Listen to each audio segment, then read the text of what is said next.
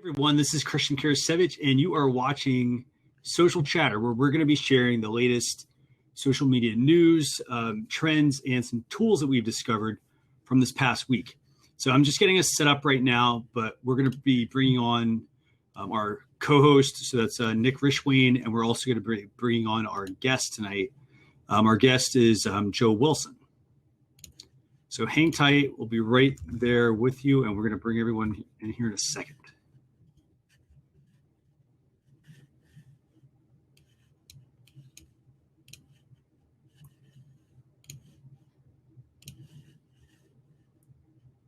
By the way, if you're watching with us, we're also going to be broadcasting over on Facebook at facebook.com/social chefs.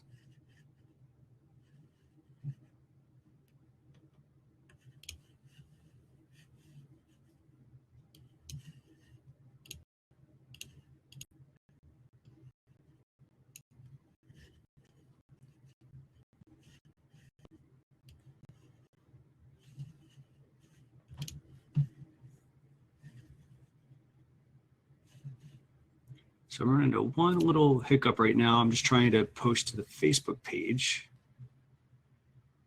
And I'm running into an issue getting it connected, actually. So give me 1 second. Let's try it again.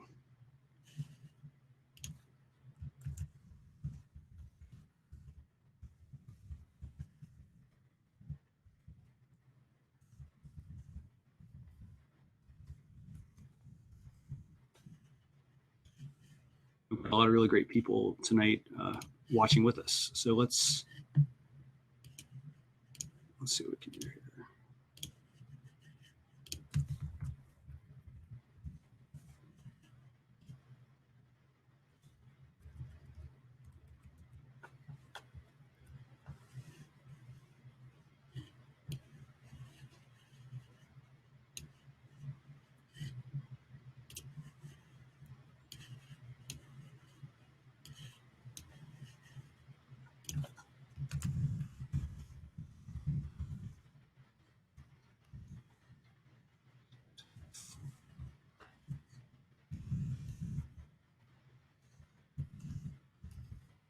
By the way, just a quick heads up on a lot of the topics we're going to talk about tonight. We have some topics for Facebook. We've got Pinterest. We've got an Instagram topic as well. They've got a new multi-photo album feature they're working on as well. So let's get just a quick started heads up on a lot of the topics we're going to talk about tonight. We have some topics for Facebook. We've got Pinterest. We've got an Instagram topic as well. They've got a new multi-photo album feature they're working on as well. So just started up on a lot of the topics we're going to talk about tonight. We have some topics for Facebook. We've got Pinterest. We've got an Instagram topic as well. They've got a new multi-photo album feature they're working on as well. So just started up on a lot of the topics we're going to talk about tonight. It's actually funny. I see Nick down here at the bottom. He's got an animated GIF going on, I guess. It's pretty funny. Multi-photo album feature they're working on as well. So okay, I'm trying to get our guest in 1 second. And I see Nick down here at the bottom. He's got an animated GIF going on, I guess. It's pretty funny. Okay, so we are live. Let's bring on the first person. Let's bring on Nick. So we're going to bring Nick on here. We're also broadcasting, as I mentioned, over at facebook.com/social chefs. So we're bringing Nick on. Hey, Christian. How you doing, Nick? Doing well. Yourself? Doing great. It's almost Friday? Almost Friday. Almost there. So we've got a good show tonight. There's a lot of topics, but some of them are a little bit shorter. So I think we can move through a couple of them really quick. We've got a good guest tonight. Joe Wilson is well known around the internet, big in Snapchat and Twitter. He's known for selling a celebrity. The first thing that he did that went viral was selling a bottle of celebrity air. He stood near Angelina Jolie in the same vicinity and captured the air and sold it on eBay. He is the author, I believe, the author of, and he can correct me if I'm wrong here when we bring him in.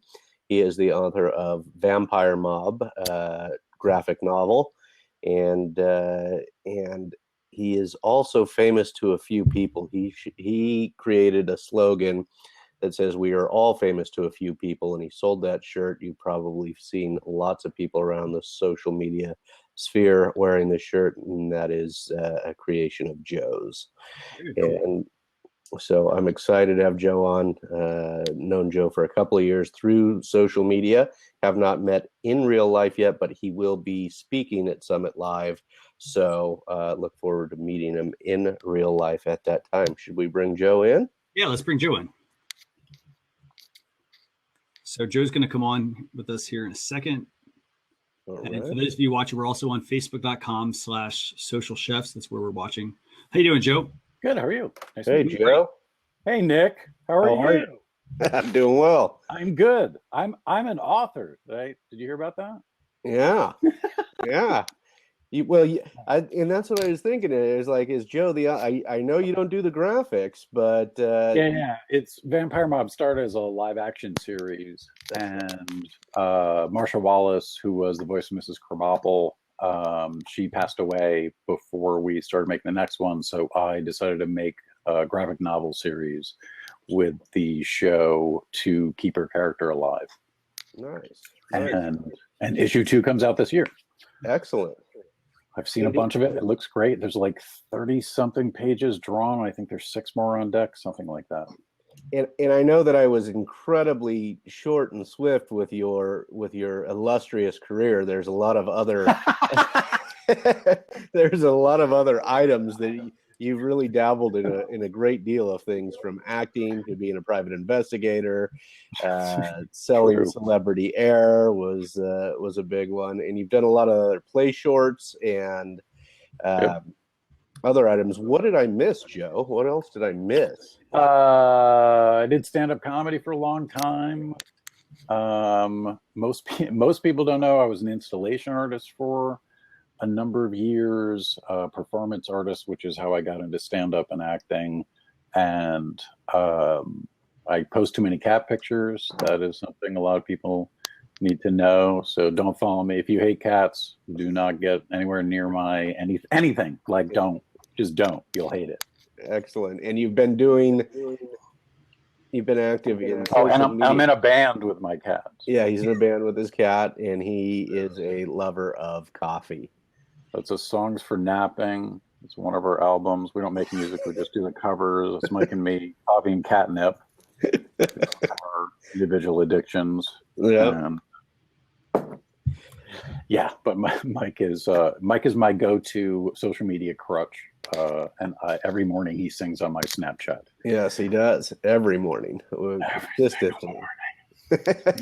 Even when I'm sick, then he just sings very quietly. Yeah, that was interesting to watch you walk through the singing cat while you were sick, to maybe even stumble through it if you don't mind. It was there's a lot of NyQuil involved. There was a very, very long couple of weeks, 10 days, whatever it was.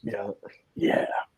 So anyway, we've got so Joe has been doing the social media thing for a while, and he's our guest here tonight. And I see we've got one of our mutual friends, Nat Wang, is visiting us in Huzza, and I should keep an eye on what's going on over on the Facebook page as well. But let's get right in. Should we jump right in, Christian, to the first story? Definitely. You want to start with the YouTube one, the big topic? Yeah, let's start with YouTube, because all of us here are into live video and have wondered what's going on with YouTube. I think, or we had thought that after the demise of Blab, many of us had talked and thought that YouTube could really solve everybody's problem of finding the appropriate platform. So YouTube on the Google blog says mobile live streaming plus super chat equals live streaming the dream. Mm-hmm. So they say a huge focus for them at YouTube is to find ways to let creators and viewers interact with each other, and the videos they watch. That's why we've supported live streaming since well before Beyonce had her baby. So They had it way back in 2011. They were very active with live video and live streaming in 2016. They did a lot of the presidential debates and other rallies. I saw that I would, when I was working, I would put something like that on in the background. I would go to YouTube rather than one of the news channels. Mm-hmm. So the next rollout is mobile live streaming, and they're rolling it out, the feature, to every creator with more than 10,000 subscribers. So, rolling it out to a few people at first. Mm-hmm. And they're offering a monetization to help creators earn revenue from live streaming. We're also excited to launch Super Chat, which would be a new live stream monetization tool available to creators. And Super Chat would be like paying for a front row seat, which would let a fan watching a live stream purchase this Super Chat portion. And their chat messages would be highlighted in bright colors and stay pinned to the top of the chat window. So not uncommon. We see a rollout to some creators first and then maybe to others later on. They want to make sure that it works well. And I feel like it's really strange that it's taken them long to get the mobile live streaming, because the video portion of this article looked a great deal like a Periscope video. So, Joe, what are your thoughts?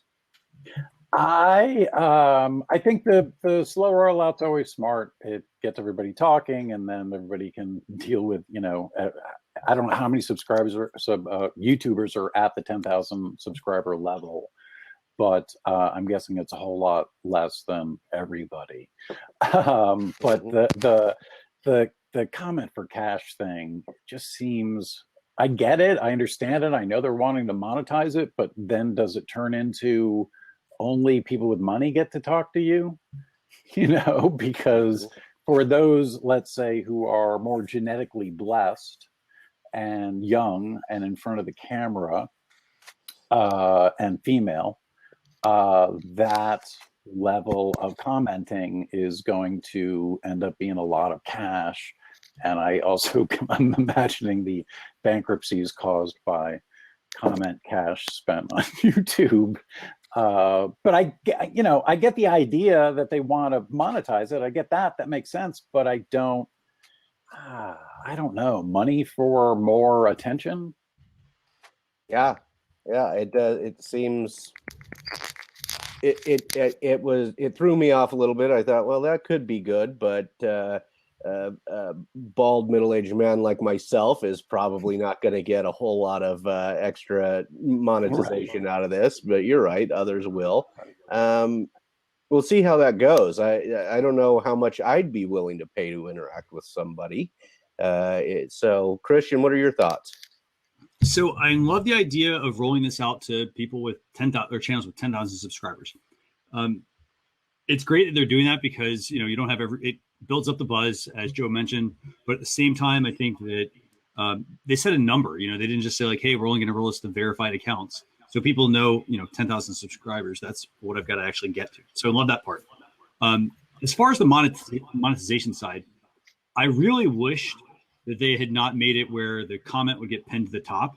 I think that this actually would have been a terrific missing piece for monetizing any live stream, whether it's Facebook, YouTube, and so forth. Now, because people are able to, pay to have their comment higher up and have it highlighted, I'm not thrilled about the fact that this is actually, it's creating a sense of false celebrity. People can basically pay to get, higher up in somebody's comment. The person who's, broadcasting on this channel thinks, hey, I got something really great here. And they really might not be doing much of anything. So I don't like that part.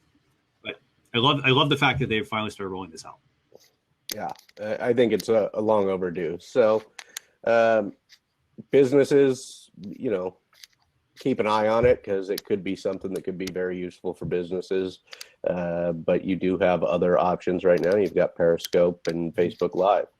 Now, I would say this as far as a business, if they have to get to that 10,000 subscriber mark, you want to make sure you're taking advantage of end screens on YouTube videos. So basically, you have the ability to put up, subscribe to our channel, watch a video, and link off to something. So make sure you're taking advantage of that. Make sure you're putting a subscribe link on your blog. Also, in your videos in the description, put a subscribe link in there as well. Not many people are going to look at it, but a few people that would. That gives you an opportunity to grab some extra subscribers. Excellent points. Excellent points. So let's move on to our next. We have Instagram testing multi-photo album posts. So so Instagram essentially, a new update pushed to beta testers on Android reveals the beginnings of an album posting option, which lets you select multiple images from your phone's camera roll to include in a single post. And right now, and this was a TechCrunch article, right now, Droid Life, who reported on this originally, says users can pick up to 10 images to post at once with separate filters, edits available for each. I read something in Mashable about this. I don't know if anybody saw the article in Mashable that basically wrote it as an obituary to Instagram for which I thought was probably overkill. But I also thought to myself, Instagram's really cool in the single image, single video, short video aspect right now. I like that, and I also thought to myself, well, if a picture is worth a thousand words, then an album's more like an essay, and I don't have that kind of time, or I don't want to spend that kind of time. Joe, what are your thoughts on the album?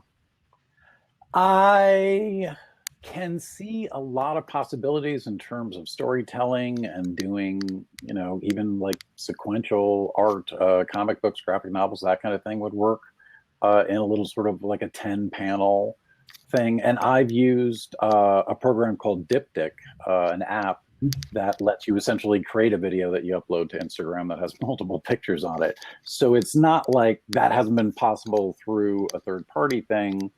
Granted, most people who, if it was on Instagram, they could just do it, they would probably do it. The other side, like you're pointing out, 10 picture maximum in the article. So if I look at 3 posts, now I'm looking at 30 pictures, and that's going to slow things down a little bit on Instagram. Like Candy's saying, too much pictures to say about Instagram. Yeah, it's too.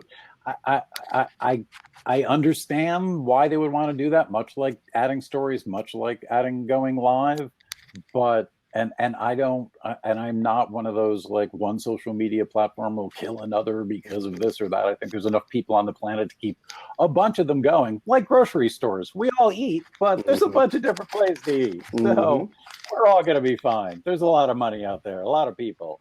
But I don't, I'm sort of on the, I think it, being a cat person, I'm not going to put up 10 pictures of the cat in a row, unless they're, really kick-ass. Yeah, they might be really good. Or like our greatest hits album covers, that kind of thing. Sure. But otherwise, I don't know. Yeah. Hesitant. That's sort of how I'm feeling about it. Christian, how are you? What are your thoughts? So I completely agree with you, Joe, on the fact that this is going to be fantastic for storytelling. However, what I also see is a lot of people are not really good at storytelling. They're posting they basically just post a bunch of random photos. They don't really think about, how does all this stuff flow together. So I think that, if people can really harness their storytelling aspect, I think they'll do, this will work great. Now, the way that this actually reminds me of Facebook carousel ads. I don't know if you all have had a chance to see those, but basically, you'll be swiping horizontally to be able to view this. Just like you would on Facebook, to be able to view a product ad or something. So I see what they're kind of doing with this. I'm not sure though. I think I agree with you. It's going to slow down definitely people in the feed. I mean, and then are you going to have, I don't think I read this, but are you going to have like a bubble that says, hey, there's 10 photos in this, or you're going to have to tap into every photo to see if there's, 5 photos here and so forth. So yeah, it'll be interesting to see how the rollout is and whether or not it's effective. I viewed it as sort of like how I don't look at albums on Facebook.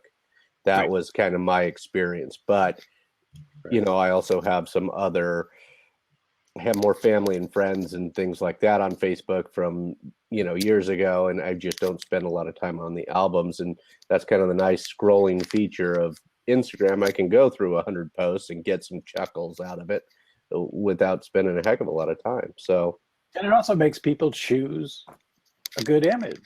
If there's 10, then it's just be like, well, let's just put 10 of them. So it's 10 duck lips instead of one. Duck lip. You remember how people would take that perfect photo? They have 2 Instagram accounts, one for their, this is kind of my test site, and then here's my actual live one. I mean, somebody's literally going to spend all day to post the perfect 10 photos. A lot of A/B. And also, a lot of A/B testing there. Exactly. There's also the idea that now if people are telling stories on Instagram, to now have 10 images be in one post, then could be its own story also. And I'm guessing that some people are going to be, hey, watch my story. Here's 10 pictures from it. Go up there, touch my face. Well, that could totally be, the whole Instagram stories feature, really. I mean, yeah, it would have been kind of neat if they kind of had rolled that into the update. I mean, of course, this hasn't been officially announced, but if they had, maybe rolled it in that way versus, hey, here's a photo, you got to tap into it to see photos and videos and whatnot. So we'll see. But I actually tend to agree with that Mashable article about the fact that, they need to keep Instagram simple. I hope this doesn't ruin their platform. This also, by the way, makes me think a lot about, Twitter. So they were talking about, I think, recently, they were talking about how Instagram's footprint is significantly larger than Twitter now. Based on I guess what year they're in as far as how long they've been out.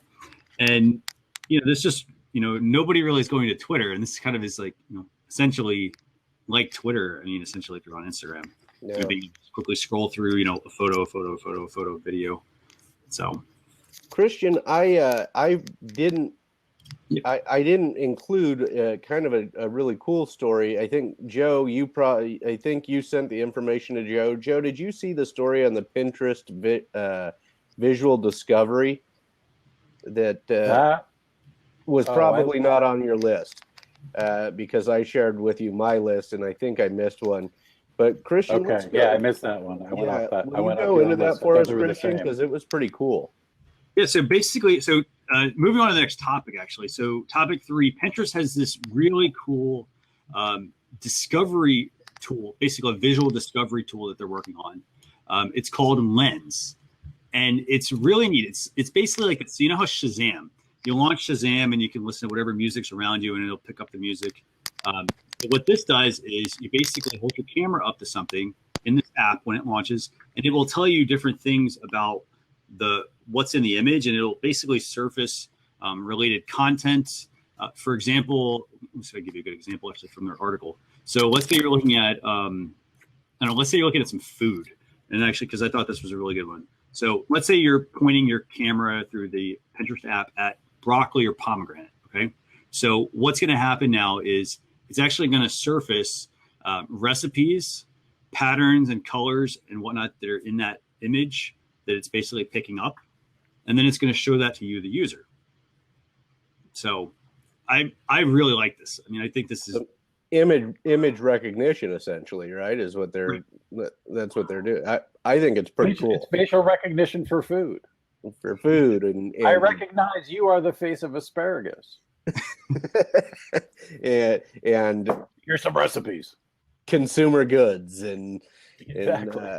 Items that you see when you're walking around. I will test this out. I promise you, on concrete and walls and things like that, just to see how good it is.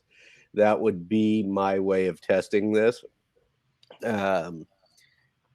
Just to see if I could throw it off, because I'm afraid it sounds really fascinating, but I wonder if the rollout will be more like a Siri rollout where it's slowly getting better over time. What are your thoughts, Joe? Well, I think it's, with any technology, when Facebook's the facial recognition first started, knowing who was in your picture, it was a little weird, and now I don't even think of it. And I would imagine, much like augmented reality, virtual reality, mixed reality, I think right now it seems like, oh my God, that's so in the future. No, it's right now. And the idea of having the equivalent of some sort of recognition of something on a computer screen and be able to link information based on that. And it's also, it's a little bit of AI thrown in because it's going to learn stuff and get better and report back to itself and all of that. And the longer it it's sort of like Google Images. The longer it's looking at stuff, the more times it has looked at stuff, which means it's getting more accurate. Yeah. Unless you're, just being a dick and you're just like pointing it at walls and stuff. Now what do you got? What recipe should I make with this? Yeah. Well, I have to test things out from the lowest common denominator. That's sort of where I start. But I did feel when you shared this story, Christian, before the show started, I felt like there's another term besides augmented reality, I think, but this felt very augmented reality to me. Although it's not, it's early stage augmented reality, sort of the way that Pokemon Go was. But I think it's fascinating, and I this actually will probably make me go back to Pinterest in order to try it out and see as it comes along. Well, and so one thing that's kind of neat about this is they haven't rolled this out yet. So they're kind of testing this still, but there is a feature within this called instant ideas that are basically inspired by pens you love. And so the way that this works, you can actually kind of test this. So when you notice something that looks interesting on Pinterest, there's a circle that actually is going to appear when on a pen, basically, and then that circle, when you tap on it, it's going to actually unlock the related ideas. So it's going to give you an idea of what Pinterest is actually seeing. So this is actually going to be a really fantastic discovery tool. Yeah, interesting. And Joe is sharing in the chat that you've actually never played with Pinterest, and I never have. There's too much going on. I have to run Snapchat, Twitter, Facebook, 3 Twitter accounts, technically, a few YouTube channels, Snapchat to do any of them right takes a bunch of time. But Twitter, I've been on it for, 8 years or whatever it's been, longer. So once you kind of spend a little time there and get going, it's kind of what I've seen happen with Snapchat, where a bunch of people who I saw on a regular basis were, as soon as Instagram stories started, they jumped to Instagram. And I'm like, I'm buried. Like, there's no way. Like, I do a thing called Frozen Snap Friday on Snapchat every Friday, where people take snaps of themselves and they don't move or blink for 10 seconds. And it's just a ripoff of Police Squad, a show that lasted a season in 1982. And so this will be the 22nd week. What I do is I have everyone send me their snaps that are frozen snaps. I post it, then I post their snap code, and then they send me all of them. And I make a video with 3 across with some old-timey, like, silent piano music. I mean, you can hear the music, but like silent piano music was that silent movie piano music. Not that movie part. And so on Fridays, I'm head down on my phone for a lot of the day, and then editing it. I don't want to lose momentum, and it was part of the reason I chose Meerkat over Periscope, and I lost because Meerkat died, but Meerkat, rest in peace. But that's the way things are. Then as you guys know, you're on Huzzah, which is got a couple of weeks left, and this is where I went after Blab. Right. I've already moved on. Yep. So it's something to watch. It will make me probably go play with that feature, but again, I don't spend much time over there, much for the same reason that you've said, Joe. And by the way, one other thing they're also adding to this, so they've got the lens piece, they've got the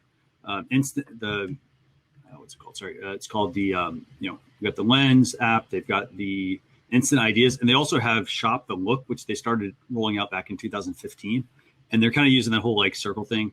So if you're looking at an image, you want to buy something, people can highlight it with dots, and so basically you can tap on a dot, it'll give the ability to shop that look and make a purchase.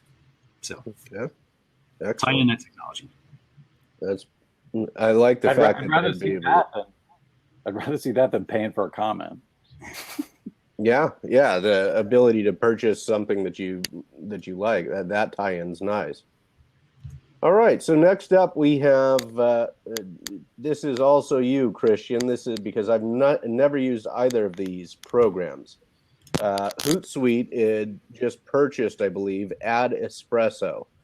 So they now offer two powerful ways to help you easily create, manage, and optimize your Facebook and Instagram advertising. Tell me about it, Christian. So this is actually I'm actually sort of surprised by this purchase. So basically, Hootsuite was a social media dashboard, basically. And a lot of people use it to manage Twitter streams, to manage lists, to do keyword research, and that sort of stuff. You could post to Facebook and Instagram and LinkedIn and all your other channels. But a lot of people mainly use it for Twitter. Now, what they've done is they've gone and purchased Ad Espresso. Now, Ad Espresso was a tool for letting you manage Facebook ads. Helping you, do more testing. Basically, it was an easier way to do it. Actually helped improve your ads. I like the fact that Hootsuite purchased this because now they become more of, instead of just another dashboard. I like the fact that they purchased this. Now, it also though reminds me of, I think it was last week, MailChimp has the ability to let you run Facebook ads within their platform when you're creating email campaigns. So I'm noticing a bit of a trend here, with an email marketing company saying, hey, let's start letting you run Facebook ads, a social media dashboard saying, hey, let's let you run Facebook ads as well. What do you guys think, by the way? Joe? I think that everyone is seeing that Facebook's not going anyplace. This is not like they're seeing it as something that's worth investing the time in. It's got some history. It has some actual revenue. And for all the creepy big brotherish stuff about targeted advertising, I'd rather get targeted with what I would like to see in advertising than to see a bunch of crap. I'm like, why am I seeing this? I never buy a bra. I never, ever. Yeah. Or a toupee. So I don't know so that part of it makes sense. I use MailChimp. I saw the thing they sent out.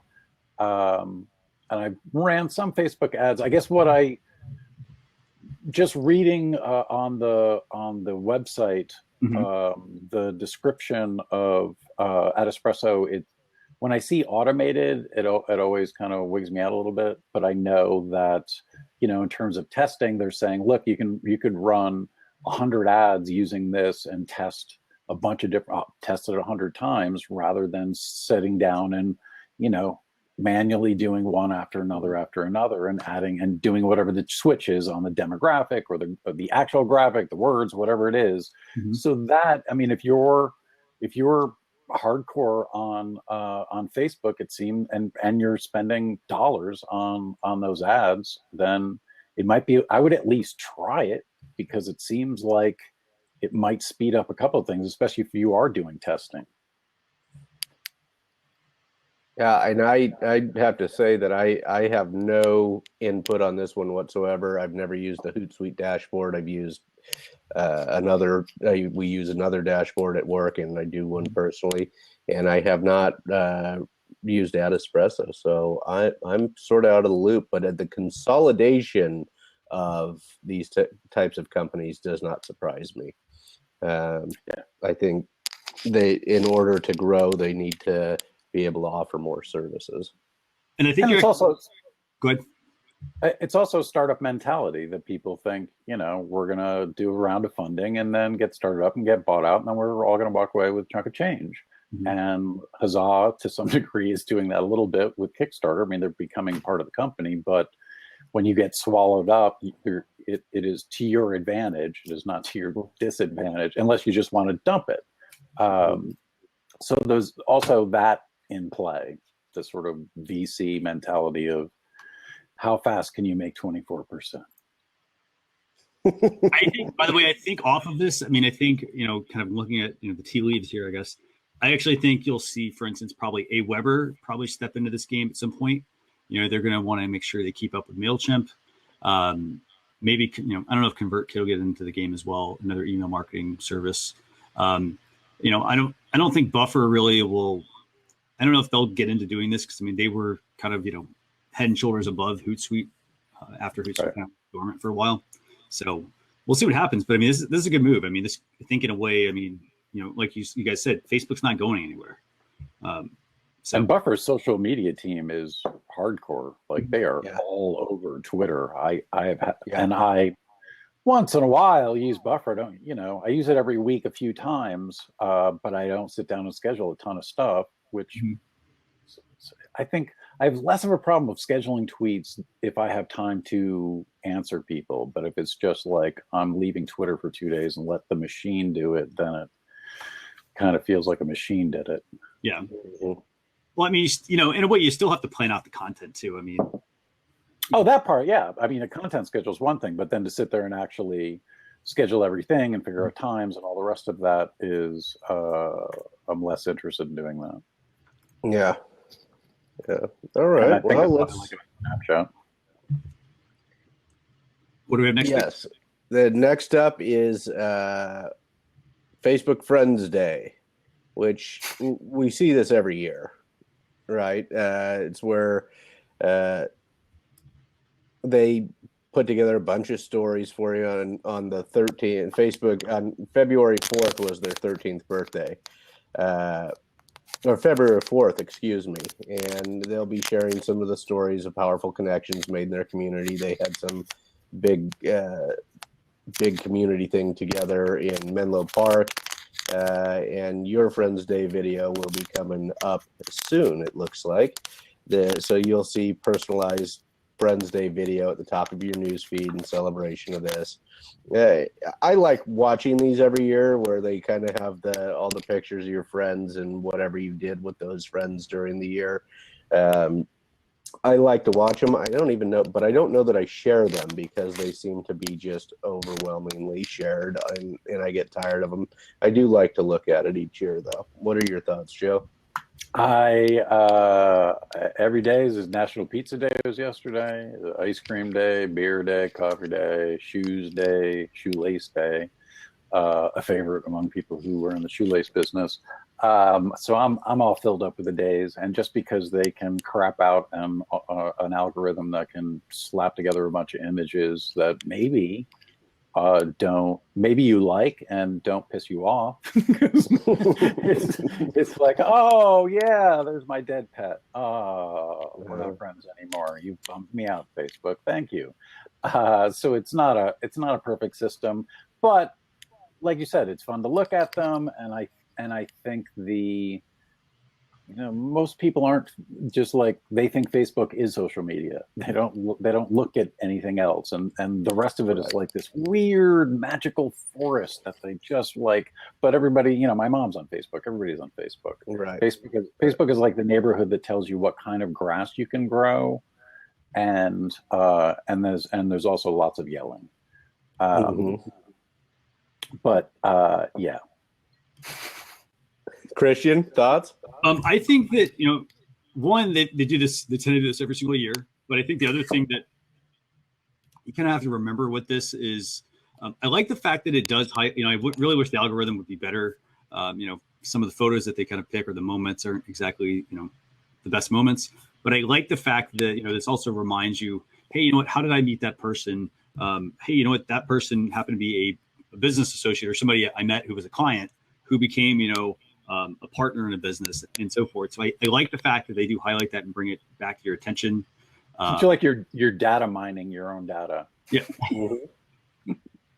Yeah, it's taking care of the memories. That guy. I forgot about him.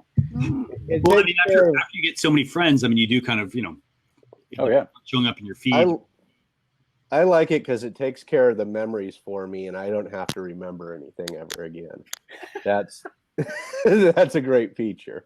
But have you ever had the thing happen where where you remember there's a picture, you want to post it, you don't remember which computer it's on, what backup, you don't know, so you just go to Facebook, you just look through and like, there it is, download it again and then put it up.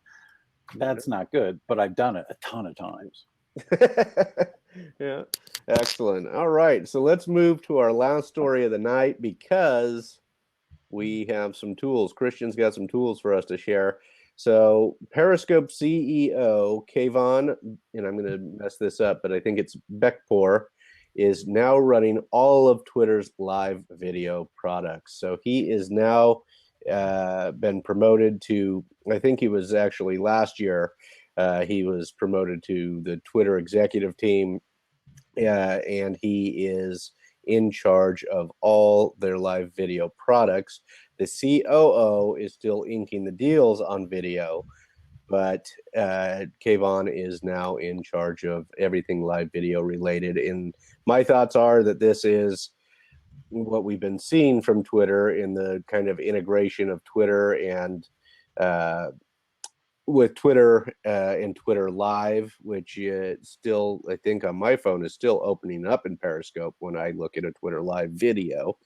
So I think this is just one more step towards the full integration and elimination of probably Periscope as a standalone, and it will all be Twitter video. But I think this also speaks to the fact of how just how important live video is. What are your thoughts, Joe? Definitely a couple of things about social video. That's a cool term.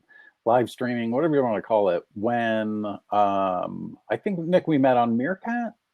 Was it Blab, as I recall? Blab, right. I was not a Meerkatter. Right. It was on Blab. But that having people knowing people on Meerkat and then going on, I'm sorry, see what the question was again. What do you think about the live video thing? Right. I to see Facebook run billboards, like regular old-timey videos for Facebook Live, which I've seen all over LA, is just nutso, but I get it. Somebody said that maybe it's more of a them trying to look like a company that would be on billboards. So maybe other companies like MailChimp, like Adespresso would build products on them. Maybe they're just trying to look. It's not a profit thing. It's just a marketing image thing.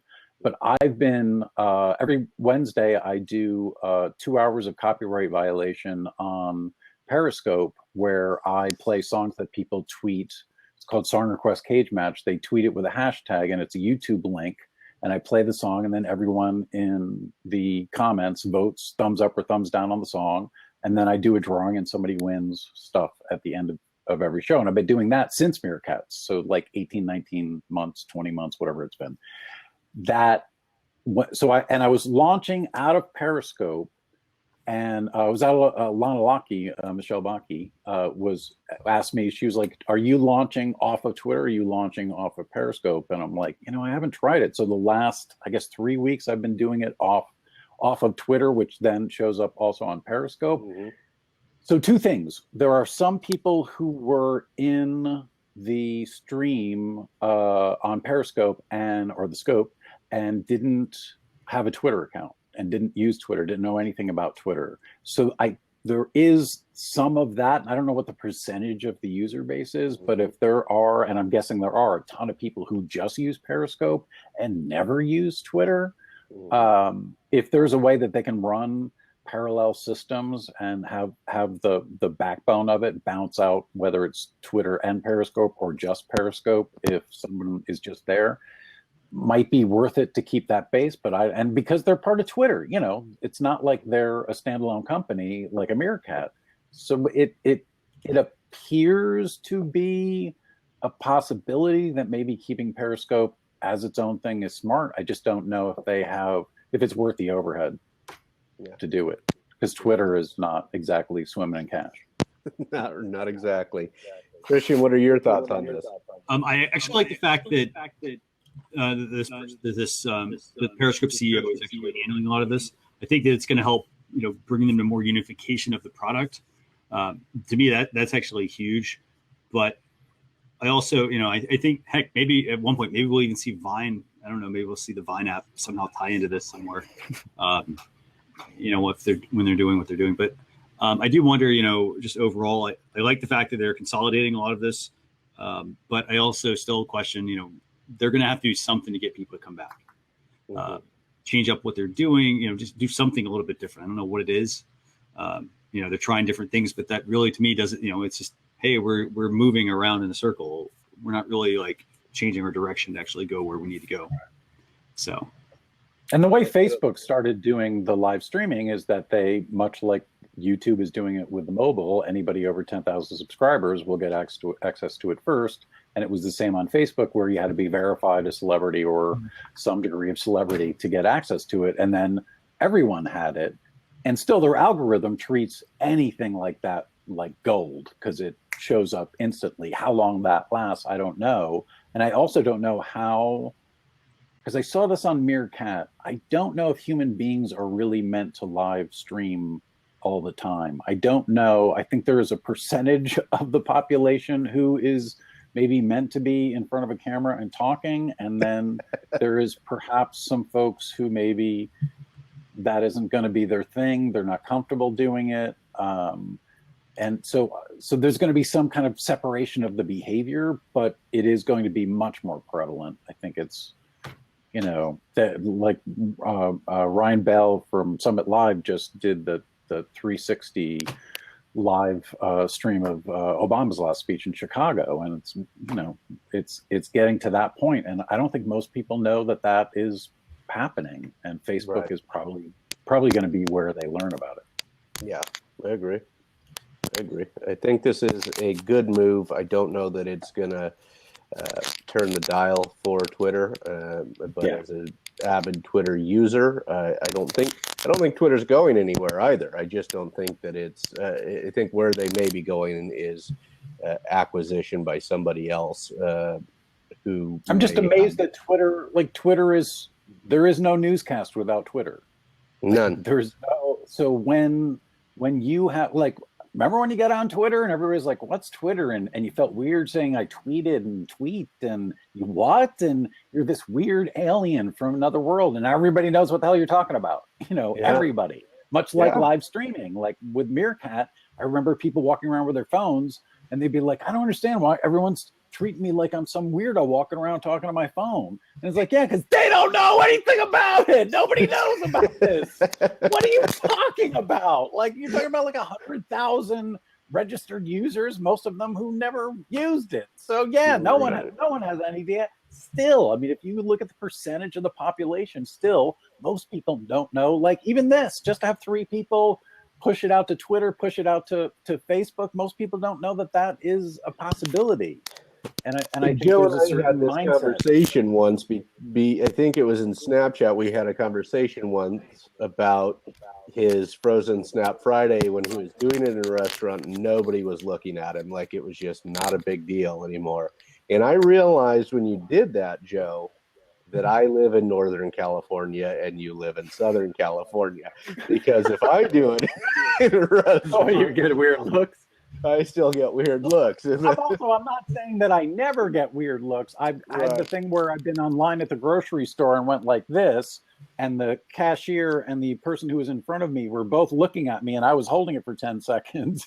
And then when I put it down, I'm like, taking a selfie. Right. Because they thought I'm like pointing my phone at them and just staring and not moving like I was capturing some kind of. Well, it makes me a little better, a little happier to know that you are still occasionally getting them. But I definitely get people looking like, especially when I'm walking the dog.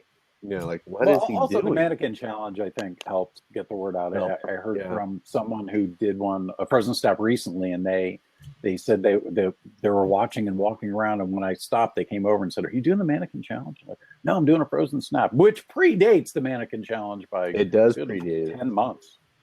A lot of months. It does. Christian, are you ready to give us some tools? Sure, let's talk tools. Yeah. So tool number 1 for tonight, and you guys probably noticed I share a lot of camera apps, or I share a lot of just video apps. And so tool number 1 is actually a tool called Mavis. And I think I'm saying that right, but basically like anytime that anytime that I record any sort of video, like while I love my smartphone for shooting video, I always try to use a professional quality app. And this is actually one of my favorites, because it actually lets you do full on manual editing. So you can also like basically see your video scope. So like, I know this is kind of like geeky stuff that a lot of people that aren't into like shooting video really don't care about, but this is really great because if you're in like an area with like low light, or you're in an area and you got too much light coming in, and you've got too blue, too red, whatever. It's all about having the right tool to be able to improve that. And so that's what this app does. It's basically a video recording app. Okay. Very, very, very good app. It's, for those who use like Final Cut Pro, Adobe After Effects, Premiere actually. This gives you a lot of those controls that you typically wouldn't have in your standard apps. It looks really cool.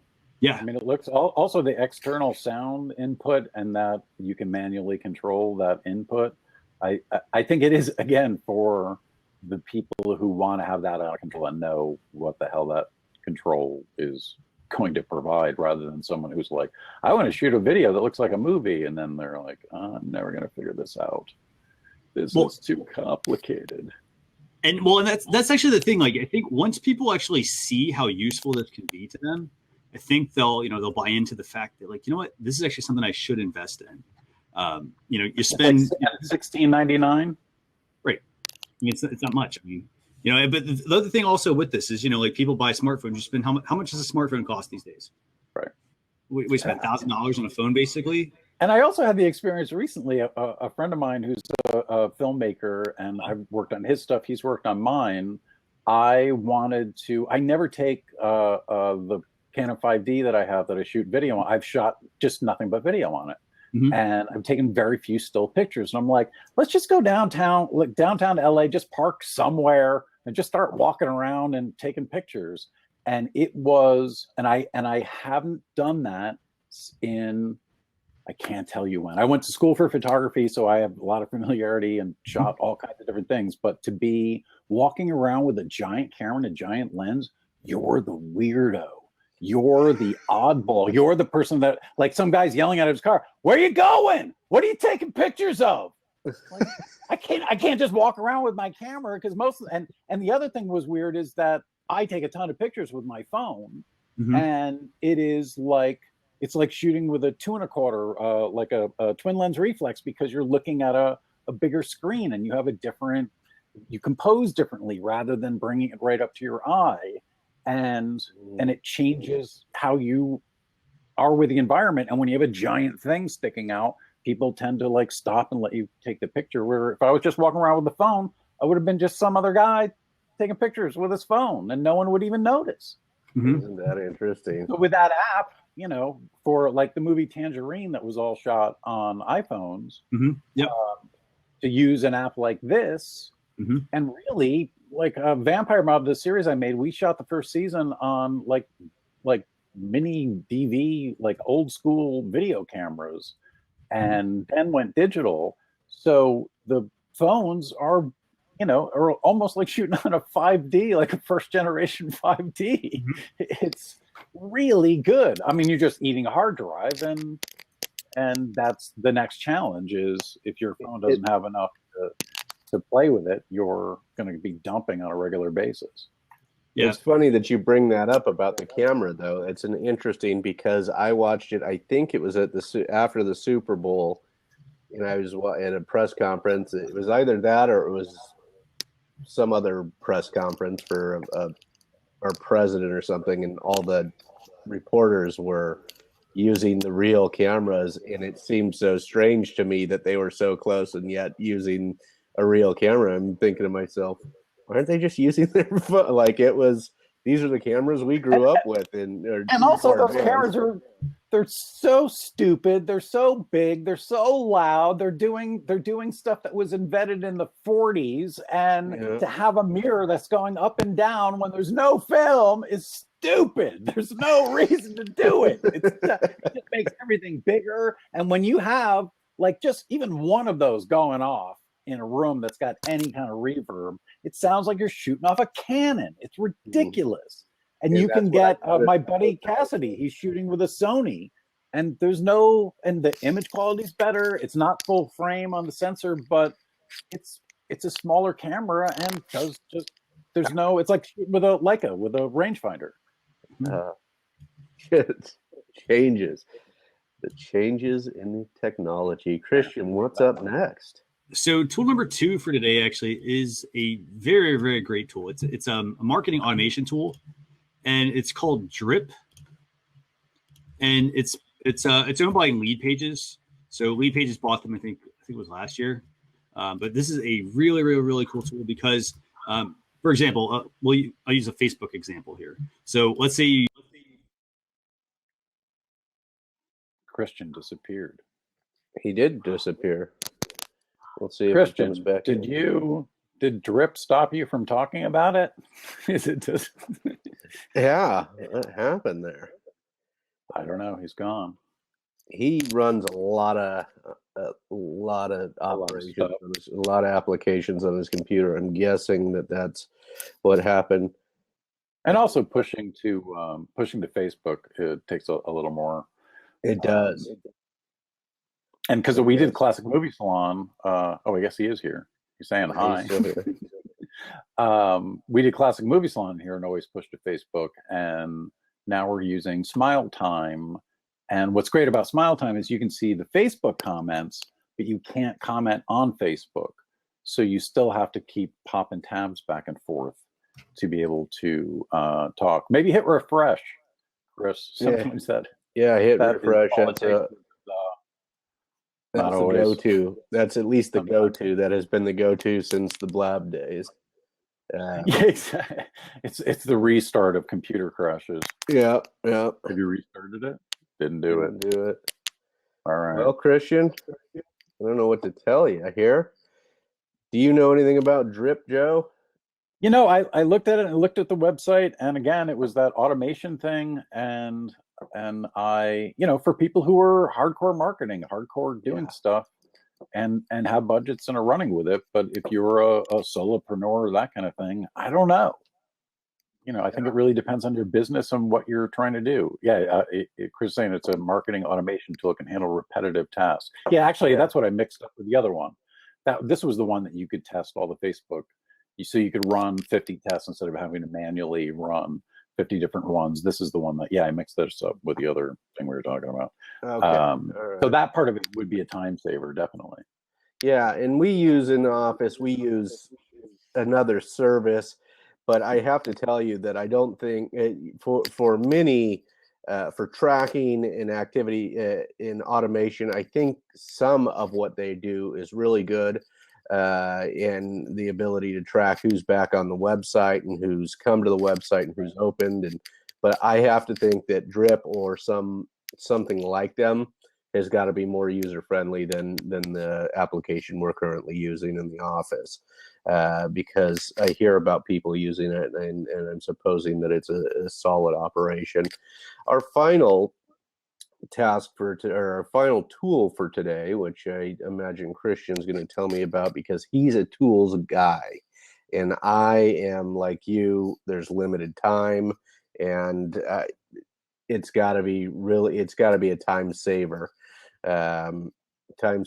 for me in order to even think about bringing in a new tool. So PaperSpan is save articles to read or listen offline, and might be interesting. I know how I would use this, Joe, and I would save articles to read offline and never get to it because there's all I was thinking. That is exactly all I was thinking was, like, this is going to be like my New Yorker subscription in the 80s, where it just is going to become a pile of things that I'm never going to catch up on. Because it's just slowly, it's like when you subscribe to an email list and you are really interested in that email list, and then it just keeps coming. And there's more and more, and you're like, oh, come on. There's no, I'll get to this one later. And you just end up, and that's what the millisecond I thought, I'm like, this is just going to be a digital way of me piling up a bunch of stuff that I'm never going to get to. And thinking that it's helping me because, look, I have all this information that I'm just going to pour into my brain.